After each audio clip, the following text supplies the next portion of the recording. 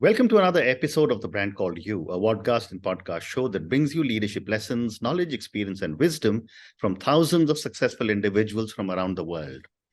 I'm your host, Ashutosh Garg, and today I'm honored and privileged to welcome a very, very senior and respected professor from the world of academia, Professor TV Rao. Sir, welcome to the show.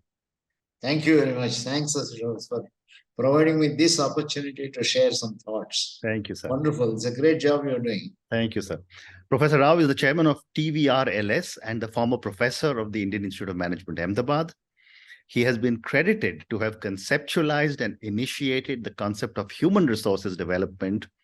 He has authored and co-authored over 60 books. And after such an amazing career, it's understandable that Professor Rao has been recognized, felicitated, and awarded several times. So, sir, before we talk human resources, I'd love to get a little bit of background in brief about your own journey. Thanks, Ashutosh. I actually started as a mathematics, physics, chemistry student for Loyola College, Vijayawada. Okay. So after I had done my BSc, the principal of Loyola College offered me a job as a demonstrator in chemistry. But immediately, I was too willing to do that. And he himself wrote a letter saying there is a college called Regional College of Education, started with Ohio State University collaboration by NCRT in Mysore. So I went there to do my BEd, Bachelor's of Education, right, to the college in science. And that is, I think, the turning point of my life, from science to education to psychology. A professor there guided me that I'll be wasting my life if I do chemistry.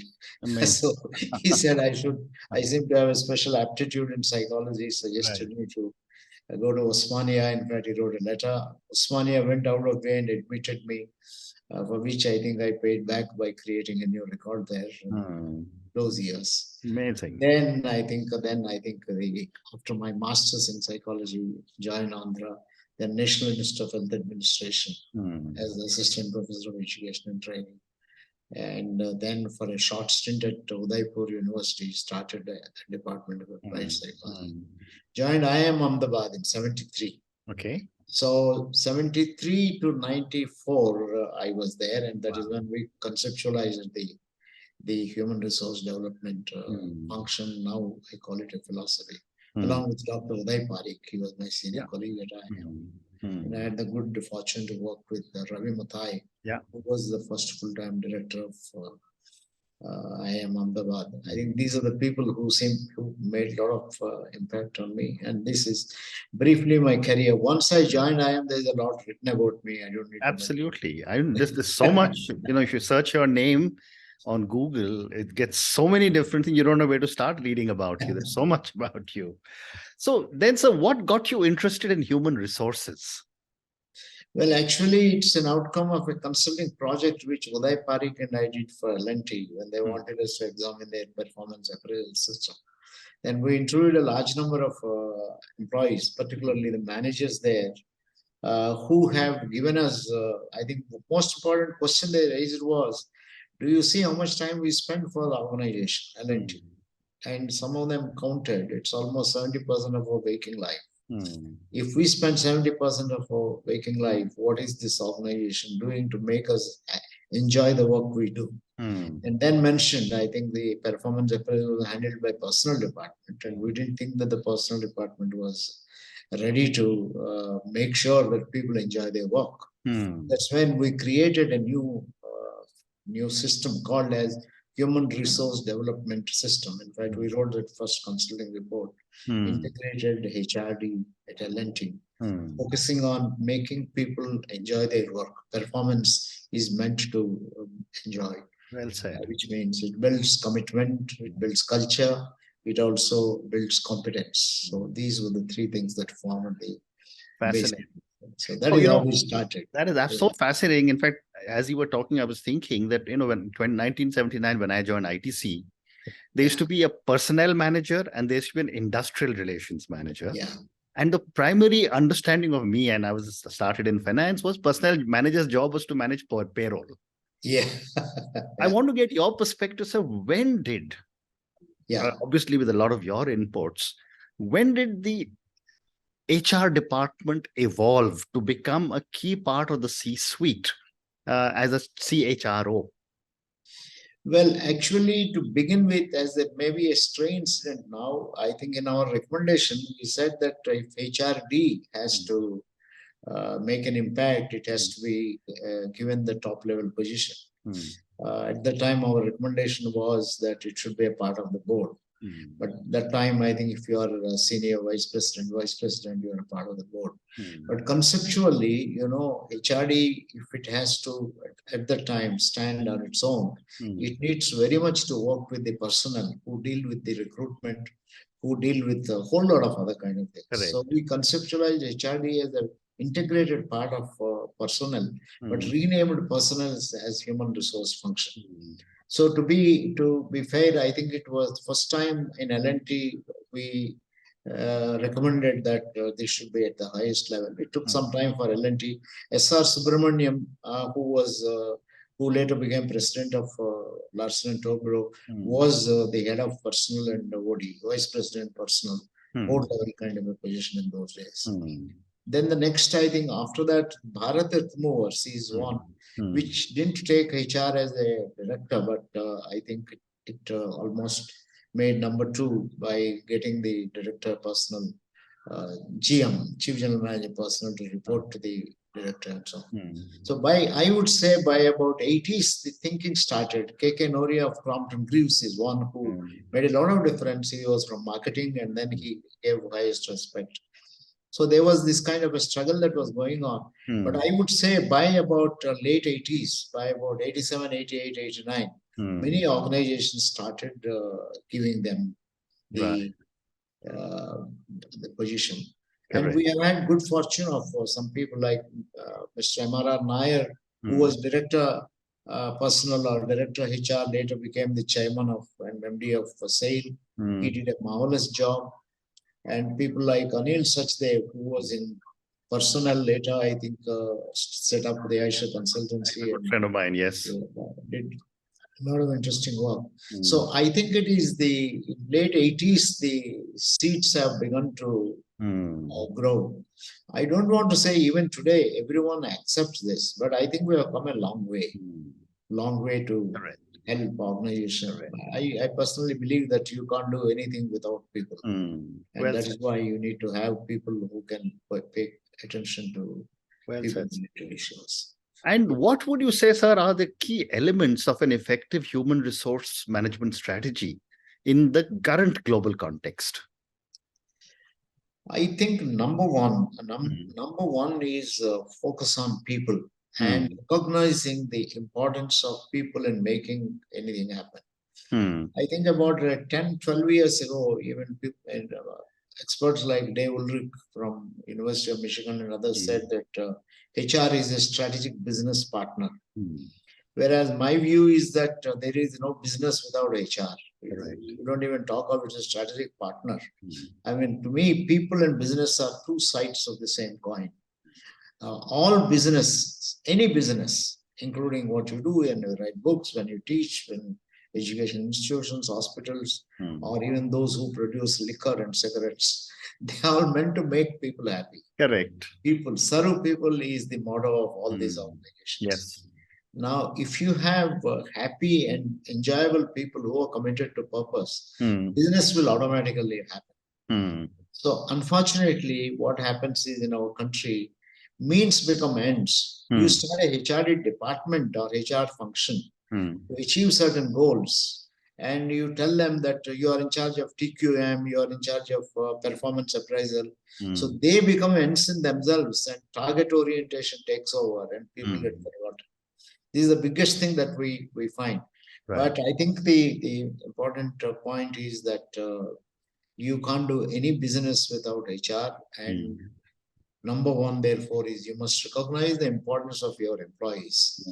And employees are not the only HR. In fact, I think post-pandemic, I'm saying that all stakeholders, employees are number one. Leaders are number two. Of course, sometimes you may put sequence differently. Leaders are more important. but leaders also exist for people and so on. Then the customers. I mean, you can do never HR. Do no good HR can happen without customers. Correct. Then the investors, Hmm. because investors are putting money. Hmm. Then comes the government. So all nothing but people.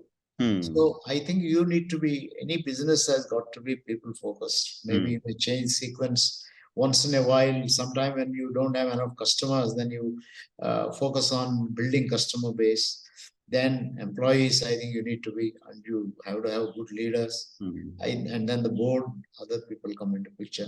So it is all these, not just one, but all these things put together. Unfortunately, HR, when you take the role of a department or a function, you only look at employees and then start doing collective bargaining, negotiation. Correct. I think this mindset has to change. Has changed post-pandemic, but not anywhere near what I wish to see. Well said, sir. Yeah. And, there is also a lot of work going on using technology. And I was speaking to some people where they've started using artificial intelligence to shape the future of human resources. So I wanted to get your perspective on how is technology going to change human resources? Yeah, I think if it is, first of all, we need to recognize the phenomenal scope technology has. For example, from the time an employee joins your company till the time any kind of separation occurs, whatever may happen. Correct. Every individual generates a hell of a lot of information about himself or herself. A lot of information is generated. If this information can be captured and captured and contained in the, I think this information can tell you a hell of a lot for promotion decisions, for even understanding. Like nowadays we conduct climate surveys. I think you don't need to conduct. AI can be used to find out the temperature, the emotional, psychological climate of a company every day. When you are monitoring customer choices in the marketing and how many products are sold, why can't you monitor what is the level of activity of a person? So for me, AI use is in terms of predicting, and the very purpose for which HR started, constantly monitoring how happy are people, what is the way they're contributing. You can diagnose, you can see. Today you can't have a uniform HR policy because different people want different things. Correct. AI can help you to capture this. But we have a long way to go, Ashutosh, for AI to do this, what we call as HR analytics and things of that kind. I think AI, people who are making the technology happen, I'm not very sure if they're focusing on this. They're focusing on many other kind of things. I think the applications are phenomenal. You can predict your environmental changes. You can predict employee attrition. You can also predict any point of time. If an employee leaves the organization, if you have good AI, the press of a button, the computer should be able to throw out from its own memory a whole lot of these are the possibilities. If you recruit this person, this is likely to happen. If you recruit this person, this is how you need to train. Everything in HR can be managed if we can come up with that. So very interesting phenomenon. Very interesting response. And therefore, a follow-up question for you, sir, is that how can organizations create a culture of continuous learning and development? And what role does HR play in fostering this culture? This is a $1 million question. I'm all the time asking myself that how does this happen? I'm afraid I have some thoughts, but no definite kind of answers. First, I think it is very important. The world is changing because now it has become learner-centric world. Everyone has to become his own or her own learner. Don't depend anymore on sponsored training programs. We have seen many organizations have changed their HR policies to say that we are willing to give you time off, you decide, in IT companies, the certificate is required if you have to lift you up in terms of your position, etc. So I think it is now learner-centric world. To make everyone a learner, I think organizations should, which means I think the HR people become the main agents of creating this kind of a climate. should start valuing learning and should become flexible. It's not necessary ideas in relation to a particular function should come from those who are in that function. It can come from anywhere. Like a HR guy can suggest how your logistics department can be managed better. Right. That is possible if the HR guy is able to read, listen to things, and start having a broader kind of orientation. So HR's job is going to be to treat every human being as a person with phenomenal potential, not put them into blocks of saying that you belong to finance department, you have nothing to do with marketing, or tell the marketing you have nothing to do. Sorry, those days are gone. Correct. I think anyone in any function can contribute anything. In fact, HR job is make everyone business driven rather than only the function driven. Correct. So this, I think, to inculcate as a philosophy.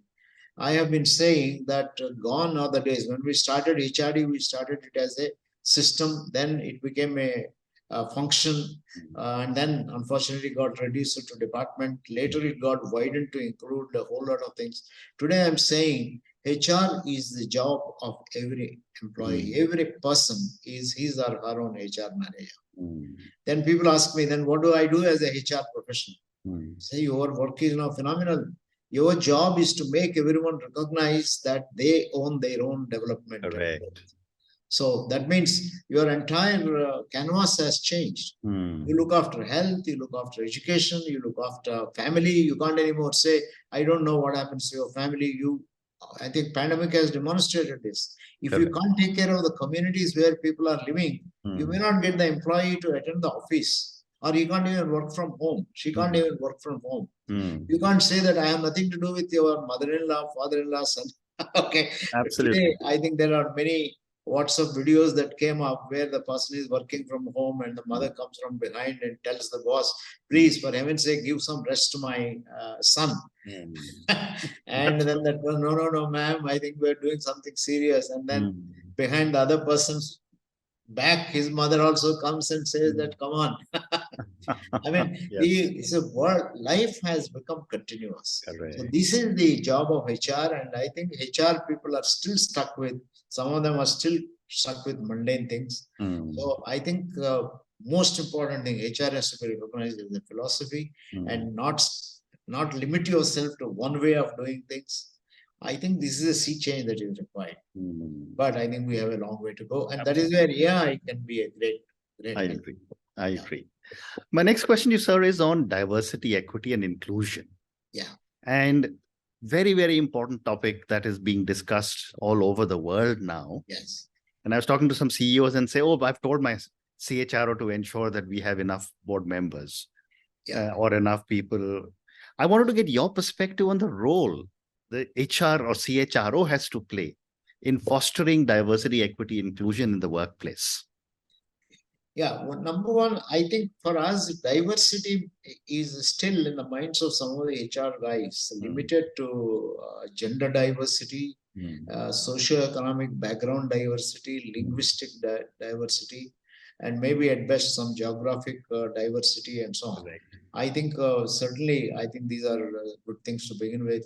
I think diversity could mean a whole lot of other kind of things. I mean, they can't be a better example than India, where I think people coming from different regions, different cultures, different languages and so on could have socioeconomic backgrounds, could have very much of a diverse kind of a thinking. So it's not right to assume that somebody who is educated in a mother tongue coming from a rural area does not have ideas. Correct. So I think it doesn't mean that therefore you keep on filling people with diverse, backgrounds, but it's important to recognize this and say that any good ideas can come from anywhere and things like that. So first, I think it is time HR people revisit their concept of diversity and expand it. And of course, business is not in the business of picking up anyone.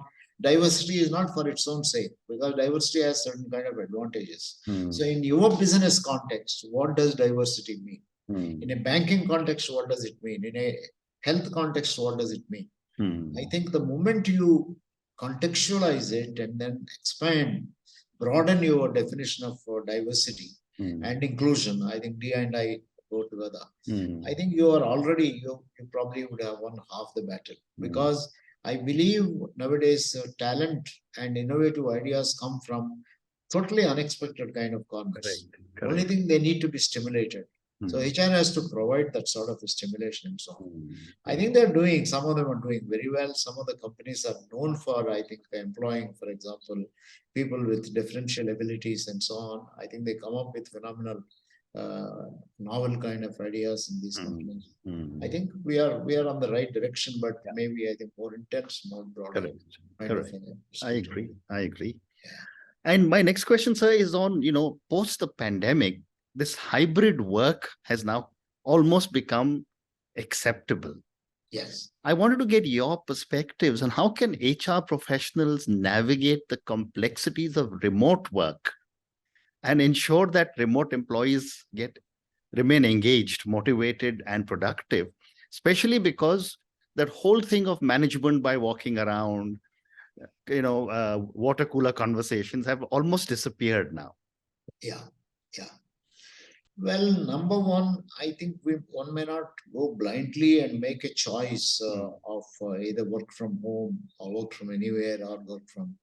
I think it depends entirely on the business context. There are certain businesses where I think people need to get together, interact with each other, and so on. I think in any business, you'll have to decide.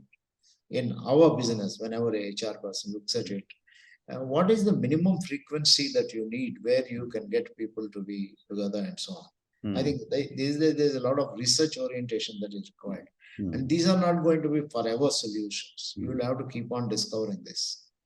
Once you have discovered that, of course, your question is more focused on how do you make work from home or work from anywhere much more enjoyable.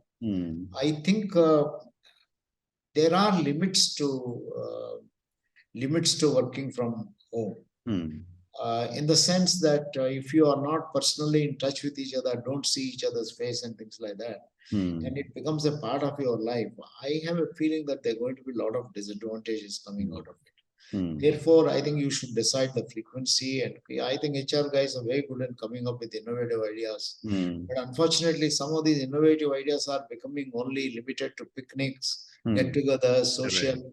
I think that it should be around work. Make the committees work better. Have fun. I'm not saying that you don't have to have fun. So my one line answer to your question is continuous research is required. What works, when, how long, and always monotony is bad. So even in hybrid work culture, very unfortunate thing is I happen to teach in a couple of big institutions online during the pandemic time. And I think at least in one or two of the institutions, I found students very reluctant to even show their face, whether you Teams or Zoom call. They say, no, I don't have the bandwidth. I said, I can't. As a teacher, I can't teach unless I see your face. I want to see, recognize. So the Zoom is a good opportunity. I can see 50 faces at a time or 25 faces at a time. But I want to know whether I'm making sense or not, and things of the kind. So I think a lot of work is required. Do not conclude. I think hybrid work culture is coming to stay. But what is the percentage of interactions? Which departments? Which are the ones?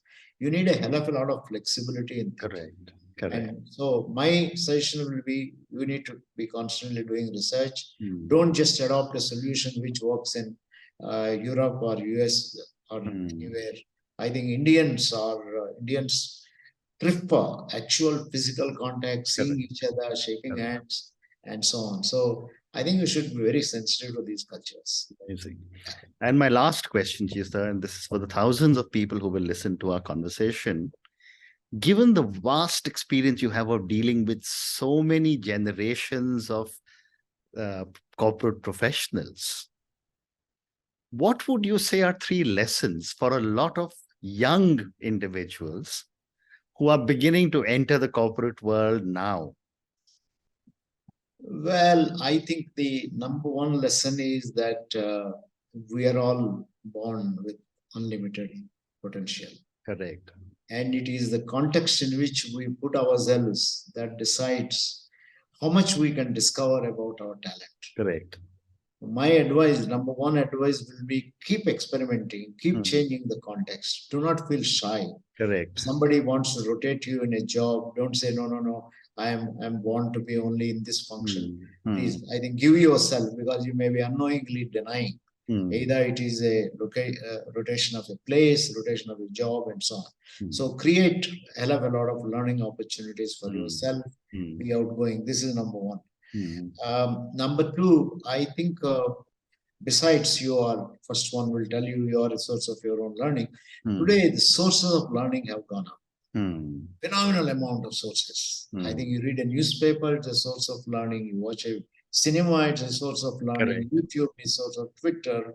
I think get involved in as many sources of learning. But certainly, I think along with these, interact with people. Quite often we write off. I think you started off very well by saying how you're one of those, you seem to value experience along with age. Correct. But sometimes we say that, okay, no, you are outdated in your thinking. And I think you need to think of, because all these people who have gained a hell of a lot of experience, correct, they may be outdated in their thinking in a particular way, but I think if you explore with them, then you will discover there is a lot. So use seniors certainly as a source of learning. Use juniors as a source of learning. Nowadays, there are many things that I learned from my grandchildren. Correct. I can't even manage. If I give a 7-year-old my grandson my iPad, he quickly comes up with games and then he starts teaching me how to use these games. Absolutely. I think it's very important to learn from. Correct. So use multiple sources of learning, keep experimenting, keep discovering yourself. I mean, that is what I can say. Very interesting. Very, very interesting. And on that note, sir, and your amazing lessons, you said we are all born with unlimited potential. We've got to keep experimenting, to keep learning. And the second you said, which is so powerful, sources of learning have increased so much over the years.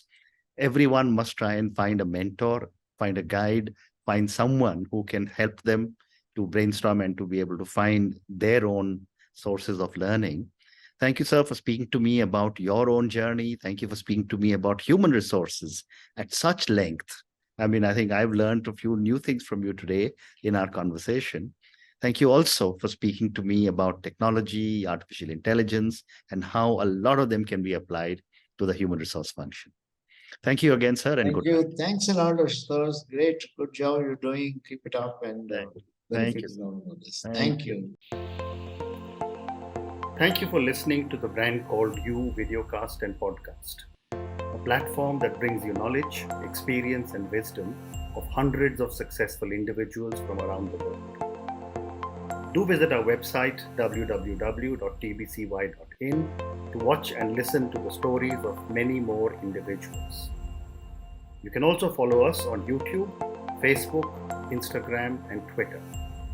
Just search for the Brand Called You.